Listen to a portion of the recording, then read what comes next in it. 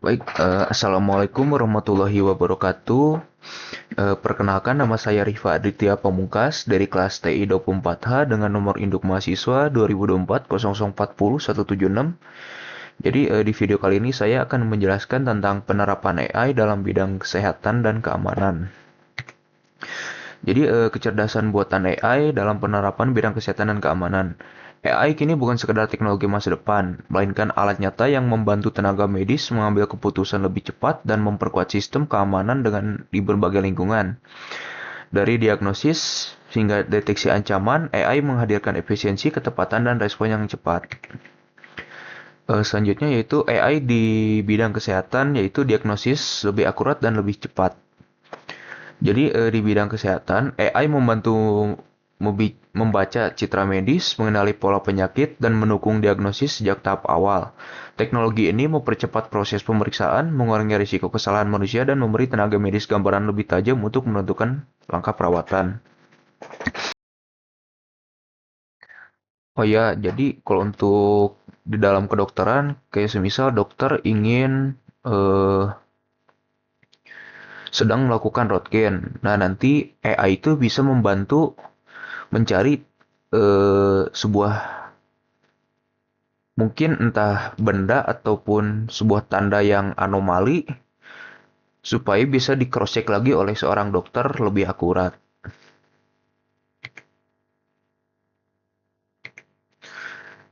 AI untuk pemantauan pasien dan perawatan. AI digunakan untuk memantau kondisi pasien secara real time melalui perangkat wearable, sensor rumah sakit, dan sistem analitik, data detak jantung, kadar oksigen hingga perubahan pola tidur dapat dipantau terus-menerus sehingga potensi komplikasi bisa dideteksi lebih dini. Jadi pemantauan kondisi pasien secara berkelanjutan, prediksi risiko sebelum gejala memburuk, dukungan keputusan klinis yang lebih cepat. Jadi kalau untuk kegunaan AI untuk pasien dan perawatan itu, kayak eh, jadi kegunaan AI untuk pemantauan pasien dan perawat itu kayak semisal ada sebuah pasien yang sedang mengalami masa kritis dan posisi perawatan dokter itu sedang di ruangan yang luar karena mungkin saja kita tidak bisa sedang posisi sakit nih, kita tidak bisa meminta tombol bantuan atau gimana. Nah, nanti AI ini bisa menjadi sebuah alat gitu yang dimana nanti dari AI ini eh, men-scan kondisi si pasien. Kalau misal pasiennya kritis, nanti dia akan memberikan sinyal kepada sebuah sensor yang ada di rumah sakit tersebut. Nah, nanti dari sensor itu mereka akan mengirimkan sinyal ke sebuah alat yang mungkin dipegang oleh dokter dan perawat untuk segera melakukan tindakan yang lebih intensif lagi agar mungkin si pasiennya bisa terbantu ataupun terselamatkan dalam posisi kritis itu. Yang selanjutnya, AI memperluas akses layanan kesehatan. Jadi telemedicine berbasis AI membantu masyarakat mendapatkan layanan kesehatan tanpa harus selalu datang ke fasilitas medis. Chatbot kesehatan, tracer digital, dan sistem penjadwalan cerdas membuat pelayanan lebih cepat, lebih terjangkau, dan lebih mudah diakses terutama untuk wilayah yang keterbatasan tenaga medis. Jadi untuk AI juga bisa memperluas akses sebuah layanan kesehatan. Yang dimana kalau semisal kita berada di lingkungan yang terpencil atau mungkin yang jarang akses dokter, kita bisa bertanya-tanya melalui aplikasi layanan kesehatan yang ada chatbotnya ataupun yang ada layanan kesehatan AI-nya. Jadi bisa dibilang pembantu sementara lah gitu. Kalau semisal atau juga kalau semisal kita ingin membuat schedule untuk bertemu seorang dokter daripada kita mungkin telepon-telepon yang agak rumit. Jadi kita bisa membuat schedule dengan bantuan AI tersebut. Jadi kayak semisal nih, kita di hari Rabu ingin berkonsultasi ke seorang dokter. Kan daripada kita nunggu lama-lama di antrian ataupun mungkin kita harus jauh-jauh hari, schedule segala macam lah, misalnya membuat hal yang agak ribet. Jadi kita bisa melalui aplikasi kesehatan yang berbasis AI ini. Jadi kita tinggal mengisi formulir data, udah gitu kita masukin jadwal kapan untuk konsultasi dengan dokter dan dengan dokter siapa, spesialis apa, nanti kita tinggal schedule aja. Jadi bisa dibilang AI ini bisa mempermudah untuk layanan kesehatan. Terus yaitu AI di bidang keamanan, deteksi ancaman yang lebih tanggap. Dalam keamanan, AI digunakan untuk mengenali ancaman aktivitas mencurigakan, menganalisis rekaman kamera, dan mempercepat respon terhadap potensi ancaman. Teknologi ini membantu keamanan publik, keamanan fasilitas, hingga pelindungan data digital dengan pemantauan yang lebih presisi, yaitu deteksi perilaku yang tidak biasa, pengenalan wajah dan objek secara otomatis, respon cepat terhadap peringatan keamanan. Jadi untuk case selanjutnya yaitu AI di bidang keamanan. Jadi selain di bidang kesehatan, di bidang keamanan pun AI bisa cukup membantu ya. Kayak semisal kita mendapatkan spam-spam email yang phishing, udah gitu spam-spam link-link yang aneh, ataupun kita mendapatkan spam chat yang mencurigakan. Jadi AI itu bisa mendeteksi bahwa hal-hal tersebut itu sangat rawan lah, sangat berbahaya apabila kita asal memencetnya. Jadi ini juga karena mampu mendeteksi serangan lebih cepat daripada pemantauan manual sistem ini. Jadi selanjutnya yaitu keamanan cyber yang didukung AI. AI sangat penting dalam keamanan cyber karena mampu mendeteksi serangan lebih cepat daripada pemantauan manual. Sistem ini menganalisis lalu lintas jaringan, mendeteksi pola serangan, dan membantu mencegah kebocoran data sebelum dampaknya meluas. Dan AI pun bisa mendukung sebuah keamanan cyber, yang dimana salah satu contohnya semisal ada perusahaan yang memegang data-data penting, kayak seperti bank, udah gitu kementerian, dan juga mungkin perusahaan-perusahaan yang memegang data nasabah lah gitu. Nah, AI pun bisa membantu untuk mencegah bila terjadi sebuah serangan dari seorang hacker gitu ya. Eh, dengan cara AI itu mendeteksi aktivitas jaringan secara real time terus menerus untuk mencegah anomali-anomali yang akan memaksa masuk gitulah. Setelah itu juga AI itu bisa membantu mendeteksi kalau ada orang-orang yang tidak dikenal yang maksa masuk ke sebuah sistem database yang memang dikunci rapat-rapat gitu. Jadi contohnya kayak semisal di perusahaan hanya yang diberi amanah itu semisal 2 orang nih untuk menjaga sebuah database. Nah tiba-tiba ada nih sebuah anomali yang berusaha masuk ke sebuah database itu. Nah AI itu bisa mencegah hal itu, membantu mencegah hal itu.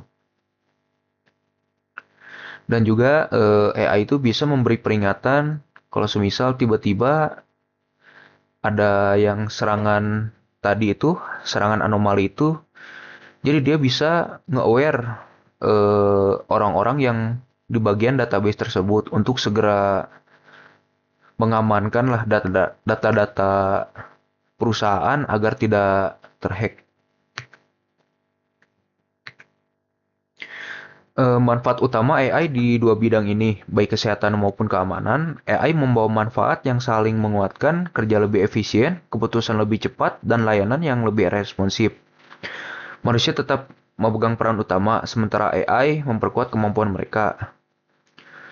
Kesehatan, dalam bidang kesehatan, diagnosis, pemantauan pasien, dan layanan telemedicine. Untuk keamanan itu deteksi ancaman, pengawasan, dan perlindungan cyber. Jadi Efisiensi otomatisasi pembantu mempercepat kerjaan rutin. Jadi manfaat utama AI di dua bidang ini sangat-sangat membantu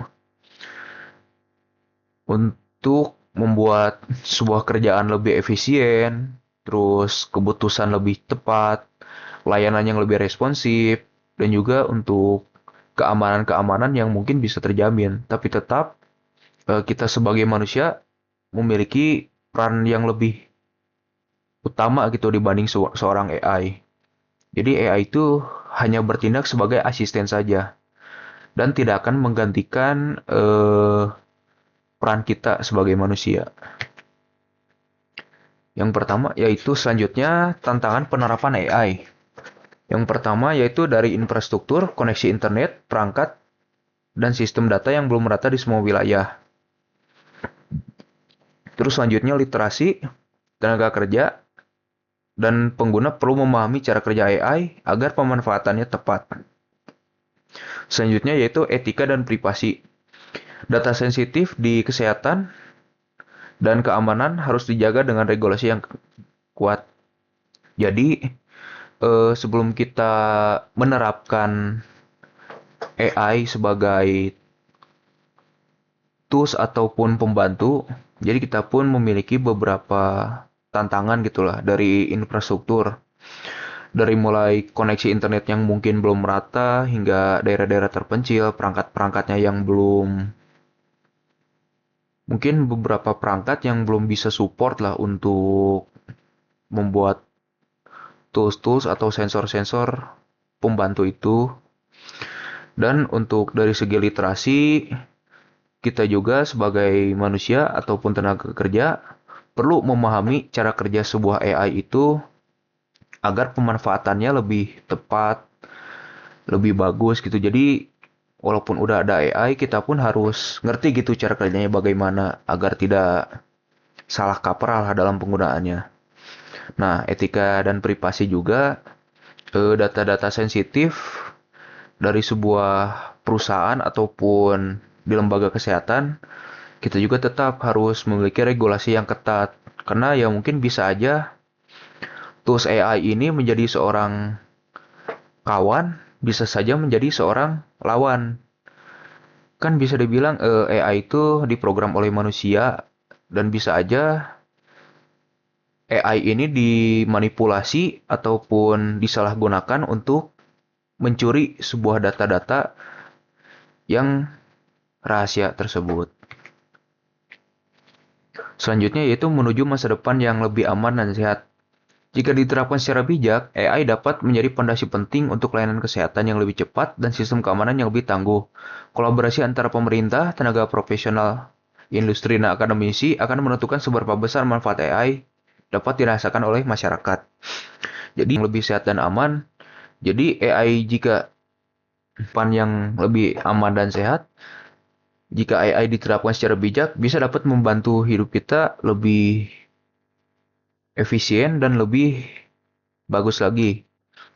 Apalagi di dalam dua konteks tadi yaitu dalam kesehatan dan keamanan. Kalau semisal dari kesehatan kita bisa menjadi layanan kesehatan yang lebih cepat, lebih efisien. Dan kalau untuk di sistem keamanan bisa juga untuk melindungi gitu kan, melindungi data, terus melindungi privasi dan mencegah hal-hal yang tidak diinginkan. Nah, begitu juga perlu peran antara pemerintah, tenaga-tenaga profesional, maupun dari industri dan akademisi, itu juga perlu eh, ikut andil dalam penggunaan AI ini. Karena mungkin kalau tanpa mereka, ya bisa aja AI ini tidak berguna gitu loh. Karena kita juga kan harus belajar untuk tahu nih kegunaan AI itu seperti apa. Kalau semisal kita tidak tahu, kita bisa bertanya dulu kepada tenaga ahli.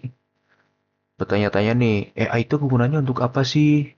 Terus AI itu bisanya apa aja? Nah, begitu juga untuk perkembangan AI pun ya para pemerintah setempat, terus para orang-orang yang ahli pun ya tetap harus ikut dalam pengembangan ini. Karena kalau AI tidak dikembangkan secara terus-menerus ya mungkin bakalan stuck gitu-gitu aja, tidak akan perubahan, tidak akan ada perubahan. Soalnya kan teknologi itu mungkin entah setiap tahun kah, setiap bulan kah, setiap minggu kah, atau bahkan tiap hari, tiap jam, tiap menit, tiap detik pasti bakalan maju terus-menerus. Jadi untuk kesimpulannya lebih cepat. Jadi AI itu mempercepat diagnosis, pemantauan, dan respon keamanan. Yang kedua lebih akurat, analisis data membantu pengambilan keputusan yang lebih tepat.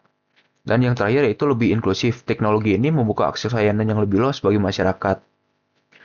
Jadi AI itu bukan pengganti lah gitu, bukan pengganti manusia, pengganti utama manusia, melainkan sebuah teman ataupun seorang mitra yang dapat memperkuat kualitas pelayanan dan keamanan dengan pengembangan yang etis dan terarah. AI juga dapat menjadi kunci menuju masa depan yang lebih efektif, aman, dan manusiawi.